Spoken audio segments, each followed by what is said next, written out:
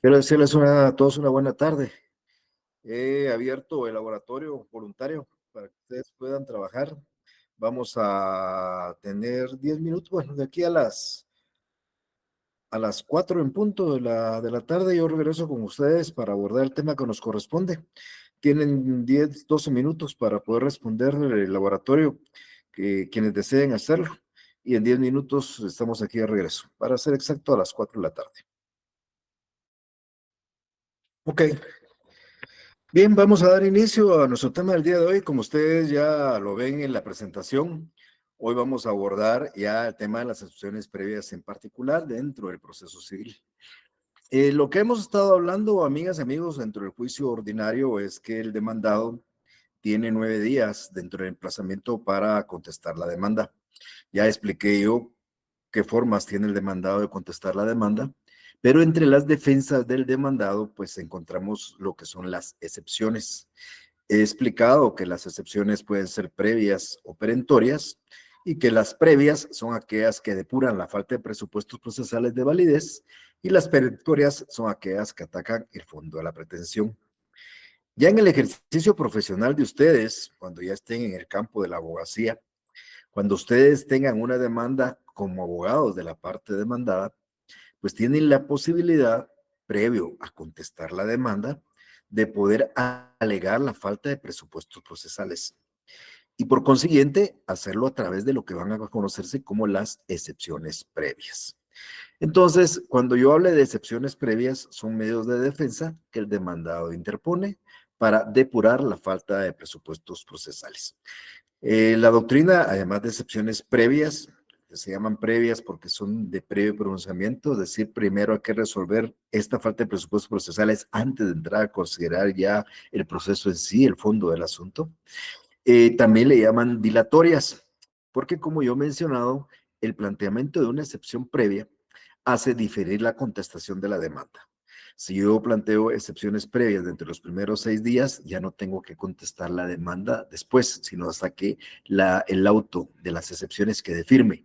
Eso significa pasar en un trámite incidental, seguramente ir en apelación, regresar de la apelación. Entonces, es un proceso en el cual la contestación de la demanda se va a diferir por varios meses más, mientras se resuelven lo que son las excepciones previas.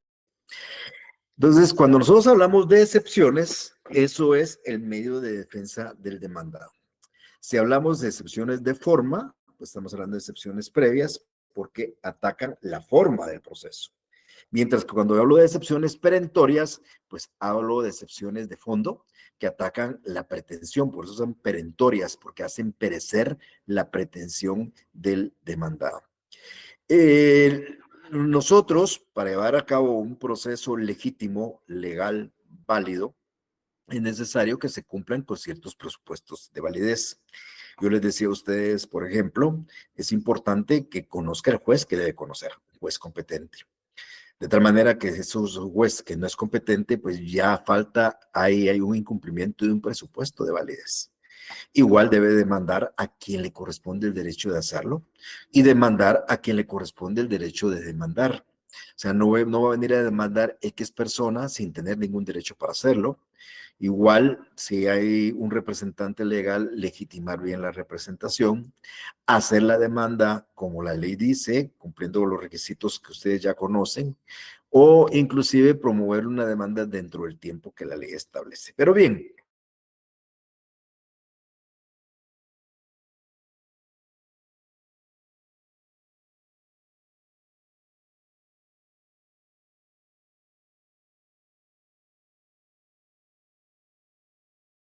igual voy a tratar de explicar a qué se refiere. En primer lugar, es importante recordarles que las excepciones previas tienen un nombre. Esto se diferencia de las excepciones perentorias. Las excepciones perentorias son innominadas, no tienen un nombre. Nosotros le ponemos el nombre, como ya lo expliqué en una de las clases anteriores, pero las excepciones previas no. Las excepciones previas están enumeradas, están nombradas, tienen un nombre y están señaladas en los artículos del 116 y 117 del Código Procesal Civil y Mercantil. Igual recordar Y cuando se plantea una excepción previa en el ámbito de un juicio ordinario, el trámite es el trámite de los incidentes. También tengan bien presentes incidentes de derecho e incidentes de hecho. Hay excepciones previas que pueden ser de hecho, o sea, hay que probar hechos. Por consiguiente, el incidente es 2 días de audiencia, 8 días de prueba y 3 para dictar el auto. Y hay incidentes de derecho, o sea, excepciones previas que son de derecho, que no necesitan demostrar hechos, y por consiguiente, pues aquí solamente se da audiencia por 2 días y se resuelve en 3. Un incidente de una excepción previa de hecho, perdón, de derecho, podría ser, por ejemplo, la excepción de incompetencia o la excepción de demanda defectuosa, que vamos a hablar en unos minutos, porque, pues, lógicamente aquí no hay nada hechos que probar. Pero excepciones de hecho, como previas, podría ser, por ejemplo, la cosa juzgada o la litispendencia, donde habría que probar la existencia de otros procesos y por ende habría que recibir pruebas. Pero bien, eso lo vamos a estar explicando, si es posible, en el transcurso de esta clase. Vamos a encontrar entonces enumeradas aparentemente 12 excepciones previas, pero se van a dar cuenta que realmente son más. Aquí aparecen 12 en la presentación. Sin embargo, la excepción número 7, quiero contarles que contiene 4 supuestos. Por ende, no son 12, sino vienen siendo 15 excepciones previas. Sin embargo, nosotros vamos a explicar una a una para que ustedes entiendan. Recuérdense que estas excepciones proceden porque faltan presupuestos formales de validez que impiden que el proceso se desarrolle de una forma legal o válida. Bueno, la primera excepción tiene mucha relación con el tema de la competencia. Uno de los primeros temas de este semestre con ustedes fue hablar desde la competencia y dijimos que la competencia es el límite de la jurisdicción. Expliqué yo que la jurisdicción la tienen todos los jueces, pero no todos los jueces son competentes. O sea, todos los jueces tienen la facultad de administrar justicia, pero no lo pueden ser en cualquier ámbito.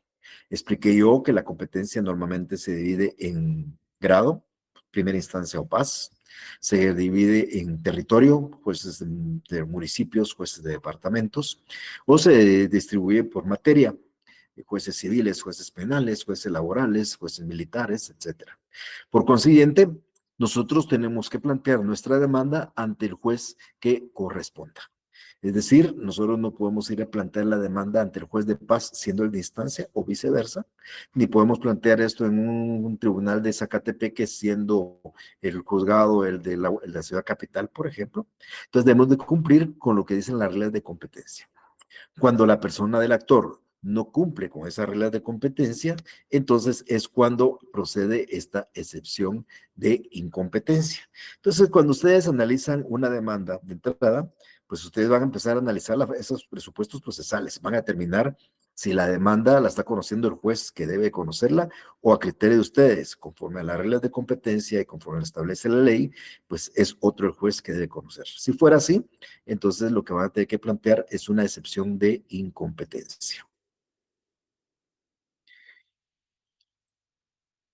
Posteriormente, es por seguridad jurídica, no es factible, amigas y amigos, que existan dos procesos idénticos, identidad de personas, identidad de acciones, identidad de objetos, porque podrían existir dos sentencias contradictorias, de tal manera que si una persona es demandada por otra por una cosa X y esa misma demanda la vuelve a plantear en otro tribunal, acá se da la figura de la litispendencia.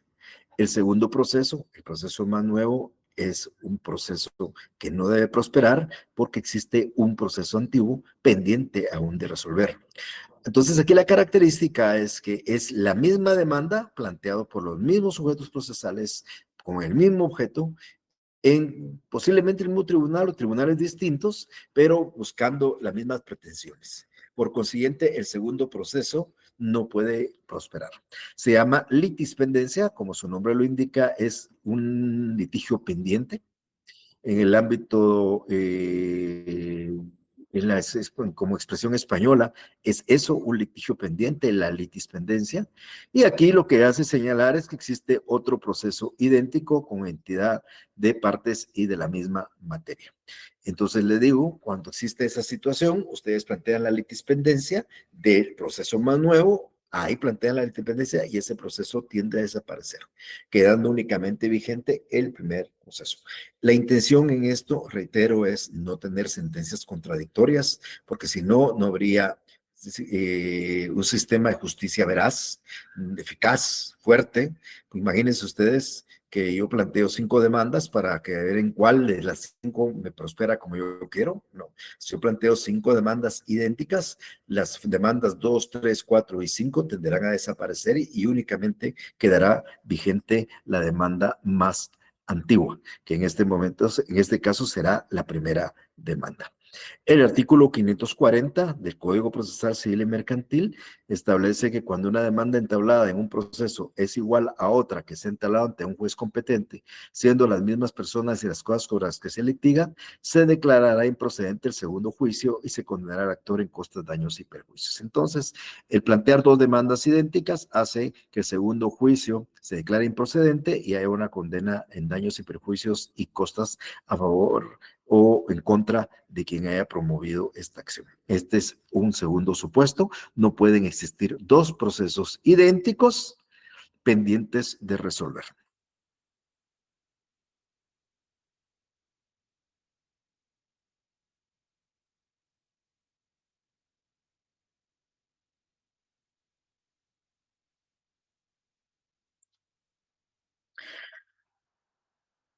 Luego encontramos una excepción de demanda efectuosa. Hace unos días estábamos explicando que la demanda no es ni más ni menos que el proyecto de la sentencia.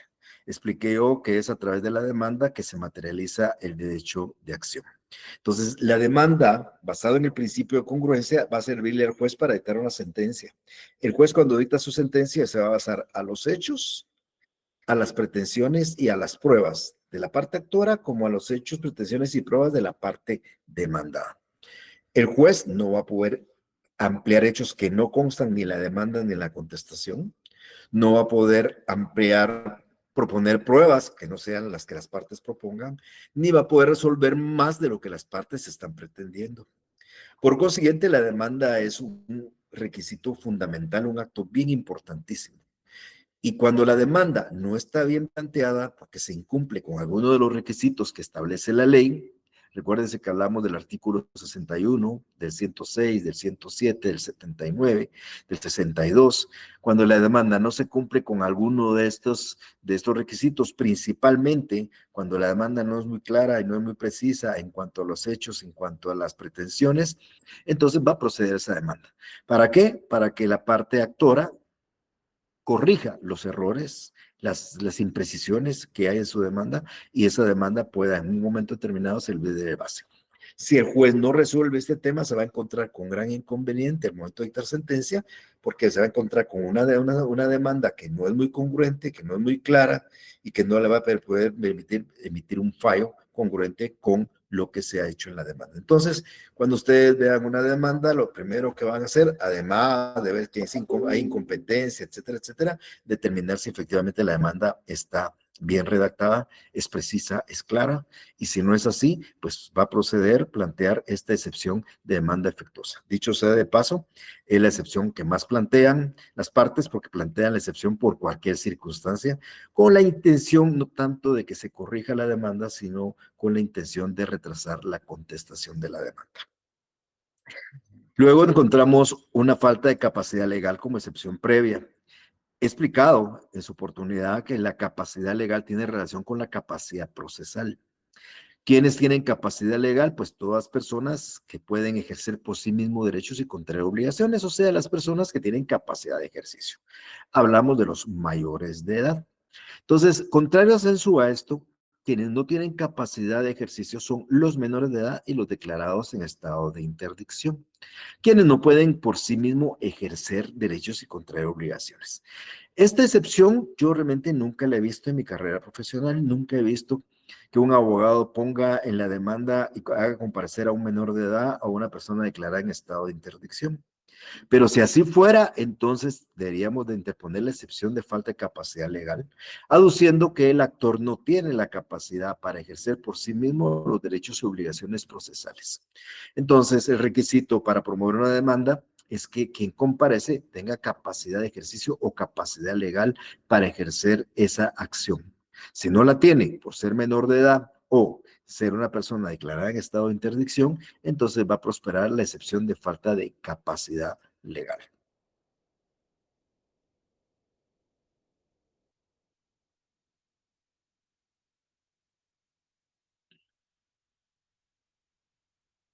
Acá traslado yo el resumen de lo que acabo de decir. Esta excepción va a proceder entonces cuando la persona que demanda no tiene la capacidad de ejercicio, la capacidad legal para ejercer por sí mismo la acción correspondiente.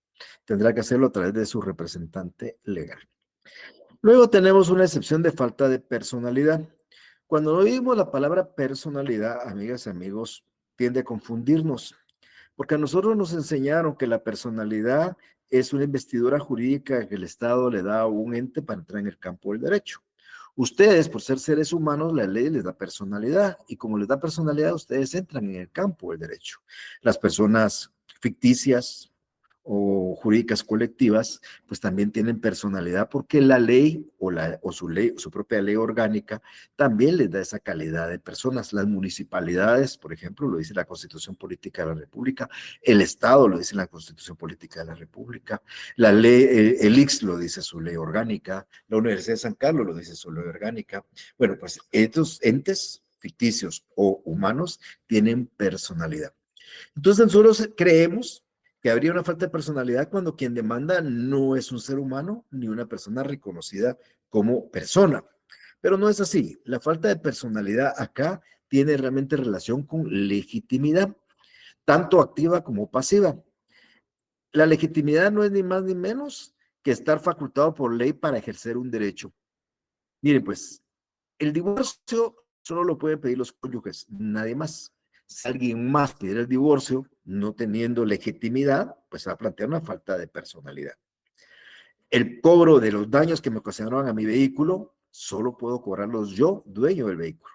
Ni el conductor, ni a quien le presté el vehículo, nadie más tiene el derecho de reclamar daños por el vehículo que es de mi propiedad. Si alguien lo hiciera, va a haber falta de personalidad. Pero esta personalidad puede ser del sujeto activo, hablo del actor, porque el actor quiere cobrar algo que no le corresponde cobrar o quiere reclamar algo que no le corresponde reclamar. O puede ser también falta de personalidad del sujeto pasivo, porque estamos demandando a alguien que no tiene legitimidad para contestar. Si yo quiero el divorcio y le planteo el divorcio a mi suegra qué tiene que ver en el caso.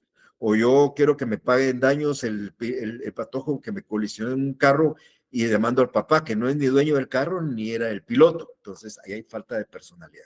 Entonces, cuando nosotros demandamos o somos demandados por alguien que no tiene la legitimidad para hacerlo, vamos a plantear una excepción de falta de personalidad. Para demandar hay que tener derecho para hacerlo, hay que estar legitimado. Entonces, esto es la legitimación, una potestad que tiene una persona a ejercer un derecho porque es titular del mismo, a otra que es la que también estaría obligada a resolverlo. Entonces es activa cuando le corresponde cuando es el actor el que no tiene la representación, la personalidad, o es pasiva cuando es el demandado.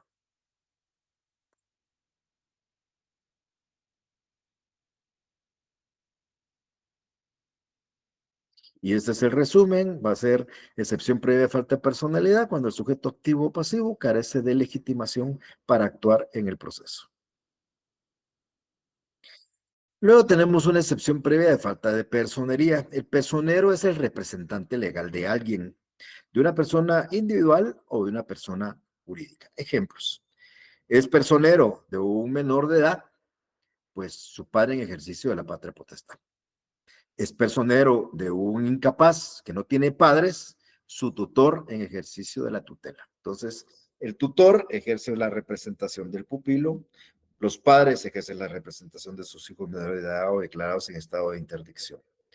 O también es un personero, un mandatario en representación de su mandante. Ellos son personeros. También desde el punto de vista de las personas jurídicas colectivas, personero es el representante legal del ICS, personero es el Procurador General de la Nación en representación del Estado, personero es el presidente del Instituto Guatemalteco de Seguridad Social en representación del ICS, o el rector en representación de la Universidad de San Carlos. Entonces, son los personeros. ¿Cuándo vamos a encontrar nosotros una falta de personería? Cuando la persona que comparece aduciendo ser personero no lo es. Imagínense ustedes que compareciera un tío diciendo ser representante de un menor, pero ni es tutor ni ejerce la patria potestad porque no es padre. Por consiguiente, él no tiene personería, aunque él lo diga. Vengo a comparecer en representación de mi sobrino, pero usted es el tutor, no lo soy, y usted es el papá, tampoco lo es. Entonces usted no tiene personería, usted no tiene representación. ¿O qué haría si pues, llego yo, Mario Gordillo, como profesor de la universidad, aduciendo que soy el representante de la universidad, soy el representante legal de la universidad? No tengo ningún mandato, no soy el rector, no sé, entonces no tengo la personería. Entonces, normalmente en el primer memorial que nosotros presentamos, ya lo expliqué yo en clase, cuando alguien actúa en representación de otra, debe de acreditar que es el personero y debe de acreditarlo documentalmente. Entonces, nosotros vamos a encontrar que va a haber falta de personería en dos posiciones, dos situaciones similares, pero distintas a la vez. Primero, cuando quien dice que es representante no tiene ninguna representación, el tío que ni es tutor ni es padre no tiene ninguna representación, o aquel que sí teniendo la representación, el título que él trata de acreditar no cumple los requisitos formales para poder acreditar la representación. Yo recuerdo de un caso donde un padre en ejercicio de la patria potestad pretendió acreditar su calidad de padre con un acta notarial que se sacó de los libros de registro civil. Recuérdense que la única forma de establecer estado civil son las certificaciones del RENAP, no el acta notarial donde fue levantada en un libro. Entonces, eso, pese a que él tenía la representación, el documento que acompañaba no era suficiente. ¿Qué sucedería si un mandatario acompaña un mandato, pero no lo inscribió en el archivo de poderes? Si bien es cierto, acompañó el mandato, el mismo no carece de validez porque faltó un elemento formal para validez. Y aunque tuviera la representación, el documento que lo acredita no es suficiente. Entonces vamos a encontrar que cuando alguien comparece aduciendo ser representante y no lo es, o alguien aduciendo que es representante, sí lo es, pero el documento que presenta no es suficiente para acreditar la representación, vamos a hablar entonces de una excepción de falta de personería. Estos presupuestos van dirigidos al sujeto, a las partes en el proceso. Ya se dieron cuenta que hay que tener capacidad. Si no tienen capacidad, pues habrá una excepción de falta de capacidad legal. Saben que hay que tener legitimidad y si no hay legitimidad, pues habrá una excepción de falta de personalidad. Y hay que tener la representación y si no la tienen, pues habrá una excepción previa de falta de personería. Luego encontramos una excepción que contiene 4 supuestos. Yo quiero a ustedes, si tienen su código físico, revisen ese artículo 116 en el numeral séptimo, creo que está la excepción, porque la excepción en la mayoría de códigos físicos dice falta de cumplimiento del plazo de la condición, no está la disyunción o sea, es del plazo o de la condición. La mayoría de códigos solo dice del plazo de la condición. Y aquí hay cosas interesantes. No es lo mismo plazo y no es lo mismo condición. Por eso hay una disyunción. Plazo es un tiempo que normalmente va a transcurrir. Usted tiene obligación de cumplir el plazo, tiene que cumplir con la obligación el 24 de diciembre del año 2024. Hay un plazo determinado, establecido, que va a llegar y va a suceder. La condición no, la condición viene a constituir un acontecimiento que va a ser futuro, pero va a ser incierto. O sea, usted va a cumplir con la obligación si su hermana contrae matrimonio. O el día que usted contraiga matrimonio, tiene derecho a exigir esta obligación. Entonces, aquí hay o es un plazo o es una condición. Entonces, aquí es bien importante resaltar, porque solo ahí vemos que ya hay 2 supuestos. O es plazo o es condición. ¿Qué sucedería si una parte, teniendo usted obligación de cumplir con algo el 24 de diciembre del año 2024, se lo fueran a cobrar el día de hoy? pues usted va a plantear una excepción previa de falta de cumplimiento del plazo, ¿verdad? Porque no se ha cumplido el plazo y se está reclamando la obligación sin haberse cumplido el plazo. ¿Y qué sucedería si lo que se da es una condición? Usted puede cobrar y recibir el vehículo el delegado que le dejaron en la herencia, siempre y cuando usted haya contraído matrimonio. Usted no contrajo matrimonio y pese a eso está reclamando el vehículo. No se ha cumplido la condición. Entonces, una cosa es el plazo, que es un tiempo, y otra es la condición, que es una situación incierta. Lo mismo pasa con el tema del derecho y de las obligaciones. En el tema del derecho, normalmente el derecho, recordemos nosotros, que viene siendo un conjunto de leyes, normas, directrices y reglamentos que están establecidos en beneficio o en perjuicio de las personas en la sociedad. Eh, Muchas veces nosotros, basados en la ley, tenemos la facultad de reclamar ese derecho. Eso es una parte. Pero por otra parte, nos encontramos con las obligaciones, que las obligaciones vienen siendo la otra parte de la medalla. Un derecho trae como consecuencia una obligación y viceversa. Entonces, acá cuando analizamos esa excepción, nos encontramos realmente con 4 supuestos que son bien importantes determinar, porque no es una sola excepción, sino son 4. Primero, que haya falta de cumplimiento de un plazo a que esté sujeta la obligación.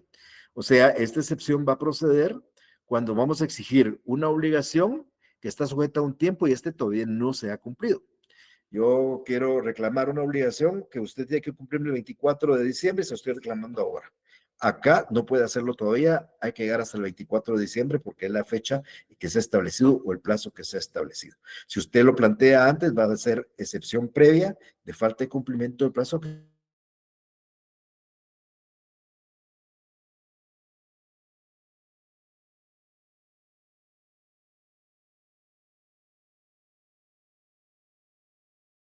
se va a dar la misma situación. Es decir, es cuando se exige el cumplimiento de una obligación que está sujeta a un acontecimiento que no ha acontecido. O sea, usted tiene derecho a reclamar el vehículo siempre y cuando se contraiga matrimonio. Usted no ha contraído matrimonio y pese a eso está exigiendo el vehículo. No puede, porque falta la condición para a que está sujeta la obligación que usted pretende reclamar. Luego encontramos un tercer supuesto, que ya no es siempre plazo, pero ahora sujeto el derecho que se hace valer. Aquí se da cuando una persona que le asiste un derecho lo ejerce antes de que haya transcurrido el plazo que la ley establece para ejercer ese derecho. Entonces, acá los supuestos son, ya no es el supuesto de obligaciones, sino el supuesto de derechos. Alguien quiere ejercer un derecho, pero lo hace antes del plazo establecido para poderlo ejercer. Y por último, encontramos la falta de cumplimiento de la condición a que estuviera sujeto el derecho. Es la misma situación, solo que es alguien que quiere ejercer un derecho, pero el requisito obligatorio es que acontezca una condición que si no se da, pues no permite ejercer el derecho. Entonces, esta excepción número 7 tiene 4 supuestos, aunque tiene un nombre muy largo, falta de cumplimiento del plazo o de la condición a que estuviera sujeto el derecho o la obligación que se pretende hacer valer, la realidad es que encontramos dentro del mismo 4 supuestos distintos, basados en plazos y condiciones, derechos y obligaciones. Luego encontramos 2 excepciones que tienen relación porque las dos están basadas en tiempo. Miren, el sistema de justicia o de paz social, yo les decía a ustedes, el proceso, cuando hablábamos del proceso, les decía que el proceso tenía una función privada y una función pública, una función secundaria y una primaria. La secundaria y la privada es la solución del conflicto, pero el resolver varios conflictos trae como consecuencia la función primordial, que es mantener la paz social. Entonces, en una comunidad, la paz social se mantiene cuando hay un debido proceso que se da con rapidez, con celeridad. Pero también hay paz social cuando las obligaciones o las acciones tienen un tiempo para hacerse y cuando no se ejercen, pues automáticamente se pierde ese derecho. Entonces, ¿qué pasaría si, por ejemplo, las obligaciones no prescribieran? Si una obligación no prescribiera, nosotros pasaríamos 20 o 30 años pensando cuándo nos van a cobrar. Mientras que la ley es clara que las obligaciones, la mayoría de ellas en términos generales, prescriben en 5 años. De tal manera que si ya pasó una obligación y ya transcurrieron 5 años, ya no hay forma de cobrarlas. Y ustedes automáticamente pues no tienen que cubrirlas. Entonces, vamos a encontrar dos figuras. Las dos se refieren a tiempo, transcurso del tiempo. Por un lado, la caducidad. Lo que pasa es que la caducidad se está caracterizada porque alguien tiene la obligación, no que la obligación, tiene el derecho de ejercer una acción para, por ejemplo, una acción para cobrar daños o una acción para plantear una demanda de divorcio o para plantear un interdicto. Yo tengo un tiempo. La ley, por ejemplo, me dice, si yo quiero plantear un divorcio por causal, tengo que hacerla dentro de los 6 meses de conocida la causal. Si yo vengo a plantear un divorcio por malos tratos 3 años después de que se dieron los malos tratos, eso ya caducó. Ese derecho de accionar esa demanda ya caducó. Entonces, yo no ejerzo la acción en el tiempo que la ley me da y por consiguiente pierdo el ejercicio de esa acción. Eh, Acá es donde nosotros automáticamente, por el hecho de no proceder, de no accionar, automáticamente existe la posibilidad de que se pierda el derecho de accionar. La caducidad tiene una característica. La caducidad está establecida en la ley o las partes también la pueden acordar. Las partes, por ejemplo, pueden fijar un término para la duración de un derecho en el cual se puede ser ejercitado. Una persona puede decir, miren, vamos a plantear, a promover esta sociedad y si alguien tiene un reclamo puede hacerlo siempre y cuando lo haga dentro del año siguiente que se haya dado. Si no, va a caducar. Entonces, las partes pueden ponerse de acuerdo en el tiempo que se le da a la persona para que pueda ir a un tribunal a ejercer un derecho. Pero la característica de la caducidad es que va dirigida al derecho de accionar, el derecho de demandar. Esa es la caducidad. Por el otro lado, encontramos la prescripción. La prescripción está regulada como una forma de extinción de las obligaciones. La prescripción es un modo de que ustedes se liberan de una obligación por el transcurso del tiempo. Recuérdense que cuando ustedes estudiaron la prescripción, les deben de enseñar 2 clases de prescripción. La prescripción extintiva, negativa, liberatoria, que libera de obligaciones, y la prescripción adquisitiva o positiva, que adquiere derechos. Esta de adquirir derechos es lo que nosotros conocemos como la usucapión o la titulación supletoria, donde por el transcurso del tiempo nosotros podemos adquirir la propiedad, tiempo de poseer. Esa prescripción no es la que tiene relación con esta excepción. La relación de esta excepción es la prescripción extintiva o liberatoria, que es cuando por el transcurso del tiempo se pierden los derechos. Entonces, si la regla general es que ustedes tienen la facultad de reclamar un derecho en un lapso de 5 años y no lo hacen, si lo quieren hacer el día 6, en el sexto año ya prescribió y eso se libera al deudor del cumplimiento de esa obligación.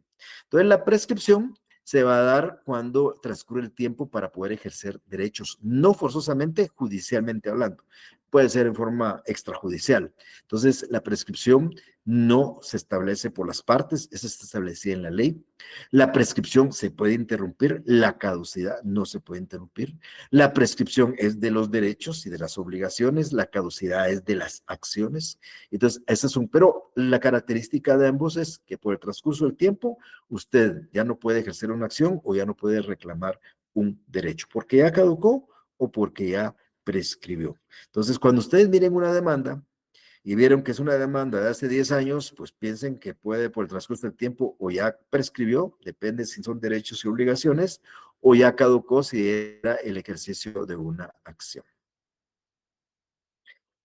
Entonces, como les decía, no vamos a hablar de prescripción adquisitiva, sino solo prescripción extintiva. Luego nos encontramos con la cosa juzgada. Miren, el elemento característico del sistema de justicia es la cosa juzgada.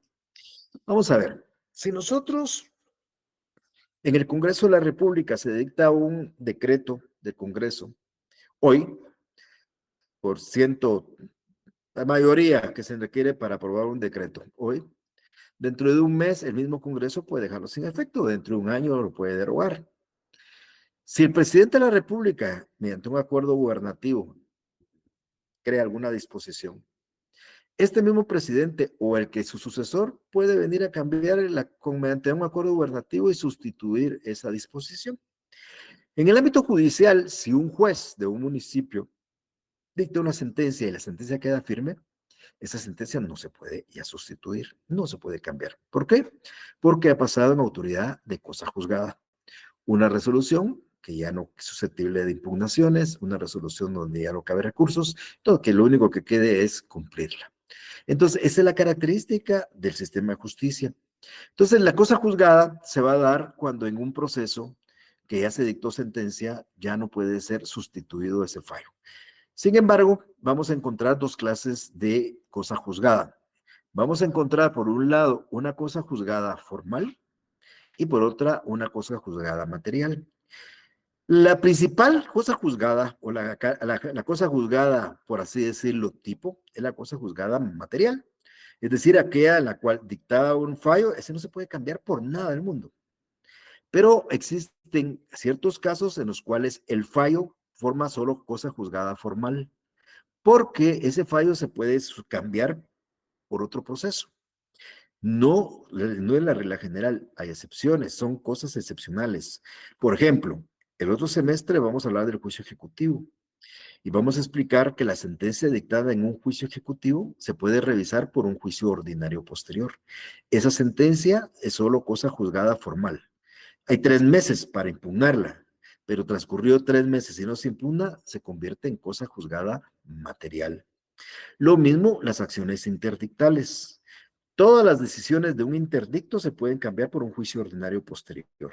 Entonces, las decisiones de un interdicto solo son cosa juzgada formal, porque se pueden cambiar por otro proceso y si no se cambian, pues automáticamente adquieren la calidad de cosa juzgada material. Entonces, similar a la litispendencia, hay dos procesos idénticos, identidad de personas, identidad de objetos, con la diferencia que en la litispendencia los dos procesos están pendientes y en la cosa juzgada uno ya fue decidido, ya está juzgado, ya está firme, el segundo proceso no puede existir porque lo que ya fue juzgado no se puede volver a revisar. Entonces vamos a plantear excepción de cosa juzgada cuando alguien queriéndose pasar de listo vuelve a plantear una demanda en la cual ya fue decidida por un juez con anterioridad.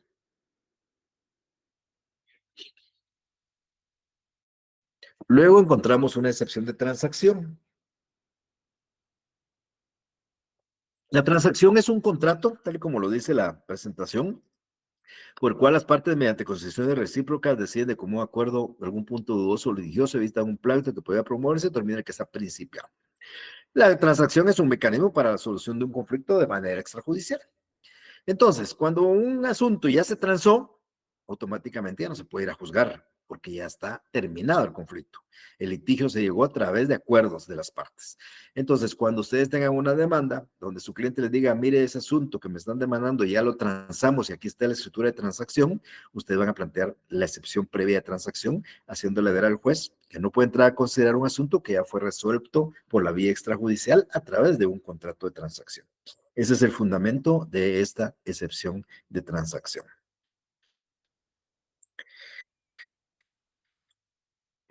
Eso es transigir, ponerse de acuerdo con otra persona para resolver un punto litigioso o evitar un juicio futuro.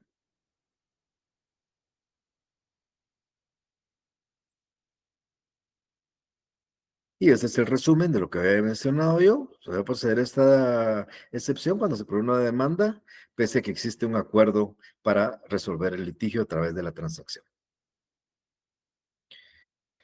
Y por último, este no está en el artículo 116, sino esta excepción es del 117, o sea, esta excepción está separada.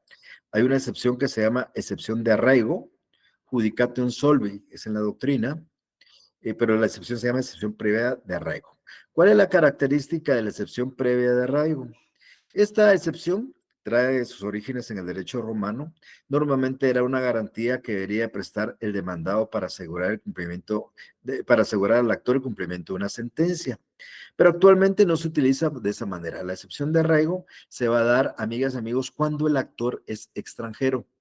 O sea, cuando la demanda que se promueve en contra de su cliente la está promoviendo un mexicano, un argentino, un uruguayo, un europeo, él es extranjero. Entonces, nosotros le podemos plantear una excepción previa de arraigo para que el juez lo obligue a este actor extranjero a que deposite una caución que sirva de garantía de que él va a continuar y va a terminar el proceso en contra de nosotros. Recuérdese que es un extranjero, que podría plantear una demanda e irse a su país. Entonces, si usted quiere continuar demandándome a mí, garantice. El juez le va a aplicar una garantía. Ahora, hay una excepción. Si este extranjero le demuestra al juez que en su país de origen él es mexicano y en México no le exigen esta garantía a los guatemaltecos, entonces no va a prosperar la excepción. Entonces, es una excepción más que todo de caución. Es una excepción que obliga al extranjero actor a plantear y pagar una caución para poder continuar con el proceso en contra de quien vaya a demandar acá. No me la vayan a confundir con una medida cautelar de arraigo.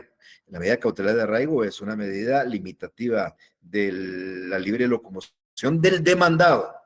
La excepción previa de arraigo es una excepción planteada en contra del actor extranjero para que garantice que va a continuar con el proceso, lo va a terminar y pueda asegurar daños y perjuicios y costas si fuera necesario. Bien, eso es en términos generales lo que podemos hablar un poco de las excepciones previas.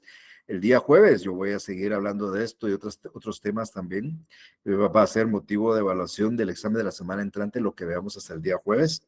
Yo voy a dar algunos lineamientos el jueves, ya sea en forma presencial o virtual, ya solo estaremos esperando decisiones de las autoridades. Preguntas, por favor, para los que quieran, tengan alguna duda para poderla resolver.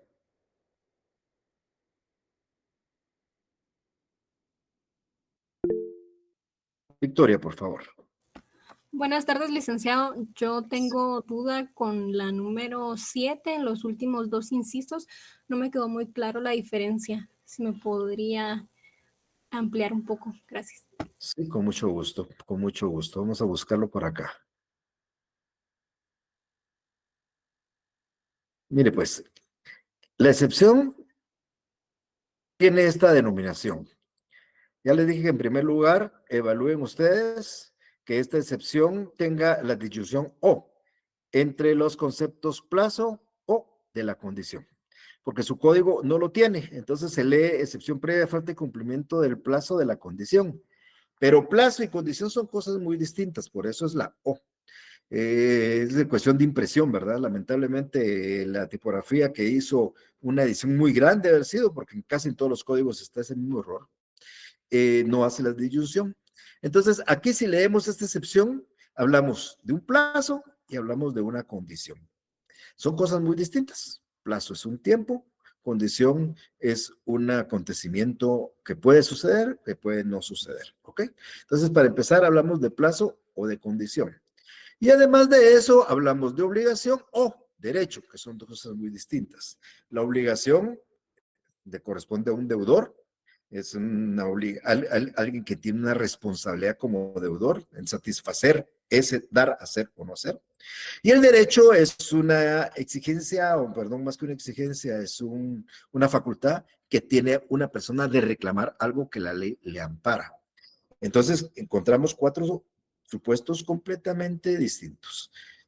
Condición, distinto a plazo, y obligación, distinto a derecho. Cuando la excepción habla de esto, nos habla de cumplimiento de plazo o de condición. Ahí hay dos supuestos. Y luego nos dice sujeta la obligación o el derecho. Entonces, aquí nosotros encontramos realmente,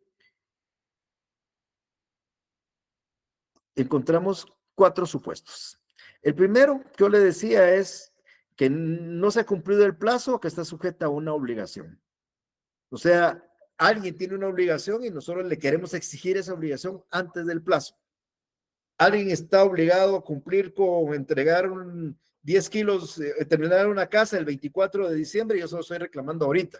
Y él me va a plantear la excepción previa de falta de cumplimiento del plazo que está sujeta a la obligación. Me va a decir, señor, disculpe, pero yo estoy obligado a entregarle su casa el 24 de diciembre, no hoy que es 9 de abril. Y entonces va a prosperar la excepción porque todavía no se ha cumplido el plazo de esa obligación. Ese es un primer supuesto. El segundo supuesto no tiene nada que ver con el plazo, sino tiene que ver con una condición a que esté sujeto a una obligación. Pensemos lo mismo, pensemos de alguien que tiene que entregarme la casa no el 24 de diciembre, me tiene que entregar la casa el día que nazca mi hijo. No sé cuándo van a ser mi hijo, pero la condición es que naciendo mi hijo me tiene que haber entregado la casa. y sucede que mi hijo no ha nacido, pero yo estoy exigiendo que me entregue, que me cumpla la obligación. Me va a decir, disculpe, pero no se ha cumplido la condición para que yo le entregue a la casa. Falta el cumplimiento de la condición a que está sujeta la obligación que usted me está exigiendo. Eso tiene que ver con obligaciones. Ahora, la tercera y cuarta se refiere a derechos. Ya no es la obligación, sino el ejercicio de un derecho que yo tengo. Yo quiero reclamar un derecho que a mí la ley me faculta. Un derecho a alimentos, se me ocurre, ahorita estoy pensando en alimentos, pero hicimos un documento con alguien que los alimentos me los iba a dar a partir de tal fecha. Yo quiero reclamar alimentos antes de, pero yo tengo un compromiso de pedirlos hasta después de. Entonces, falta el plazo a que está sujeto el derecho que yo quiero reclamar. Aquí es plazo y derecho. Y lo mismo con el tema de la condición. Yo puse el ejemplo de los alimentos, pero puede ser cualquier otro derecho que yo quiero reclamar, pero está sujeta a una condición y si una vez no se ha cumplido esa condición, yo no puedo reclamar ese derecho.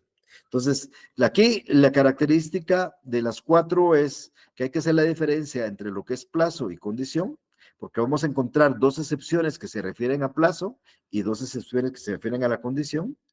Dos excepciones que se refieren a derechos y dos que se refieren a las obligaciones. Las obligaciones es una, una, una relación, un compromiso que tiene un deudor de dar, hacer o no hacer. El derecho es el ejercicio o una facultad que tiene un acreedor. Esa es la posición en los sujetos activos o pasivos. No sé si más o menos le queda claro. Sí, gracias, licenciado. Y tengo otra duda de Sí. las condiciones. ¿En qué documento legal las condiciones se convierten en legales? ¿En qué condiciones? Digamos, la condición que usted ponía de ejemplo de que En entrega cualquier, la allá, casa. ok. Ok, las condiciones las establece usted en un contrato. En cualquier contrato, usted puede poner en un contrato un plazo o una condición. Un testamento, por ejemplo. Imagínese un testamento donde el testador deja legatario a su hija de un Mercedes-Benz, pero Mercedes-Benz que le será entregado siempre y cuando contraiga matrimonio. Él impone la condición. Si no contrae matrimonio, no le entregarán el Mercedes-Benz. Entonces, las condiciones están establecidas normalmente en los contratos, igual que los plazos, ¿verdad? Porque cuando usted se compromete a algo, le fijan un plazo o le fijan una condición para el cumplimiento. Unas son obligaciones condicionales, están establecidas y basadas en una condición. Muchas gracias, licenciado. A usted, Victoria.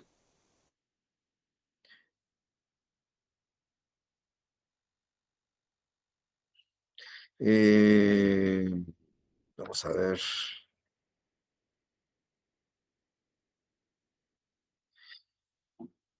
Aquí me pregunta Mónica si puedo explicar cómo distingo la excepción previa de cumplimiento del plazo de la condición. Bueno, recordemos, Mónica, que no es cumplimiento del plazo de la condición, es cumplimiento del plazo o de la condición, con la excepción previa de caducidad. Bueno, no hay ninguna similitud. La excepción previa de caducidad se da cuando usted tiene que ejercer una acción, una demanda, y la ley le da un tiempo para hacerlo o el contrato le da un tiempo para hacerlo. Y usted en este tiempo no lo hace. Cuando quiere hacerlo, ya transcurrió el tiempo, entonces se plantea una caducidad. Yo les daba el ejemplo de un divorcio. Si ustedes van al Código Civil y ven las causales de divorcio, verán que dice que se puede invocar el divorcio por cualquiera de las causales siempre y cuando se haga dentro de los 6 meses de conocida la causal. Entonces, a su oficina llega una señora aduciendo que el marido le pega. Usted hace la demanda, pero usted en su demanda pone que le pega, le ocasionó malos tratos en el año 2020.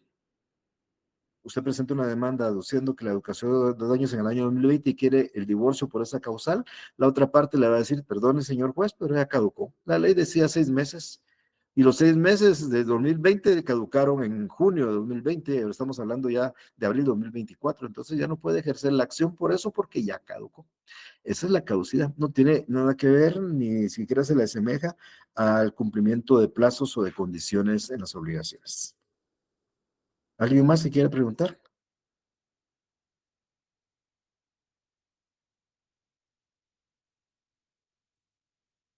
Me preguntan aquí también qué medio de prueba podemos utilizar para apoyarnos para interponer una defacción de falta de personería de un mandato.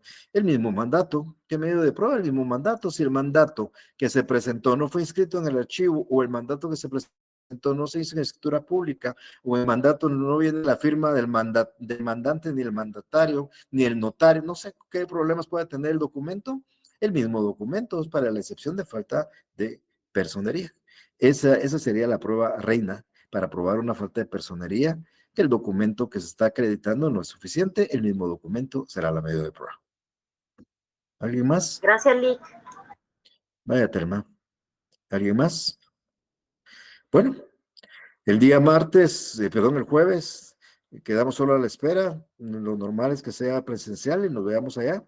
Si hay algún cambio, igual se estaremos informando y ahí estaremos concluyendo nuestros temas para el próximo examen. Tengan una feliz tarde, con permiso. Igualmente, Lick, feliz tarde. Gracias, licenciado. Feliz tarde. Feliz tarde, licenciado. Feliz tarde.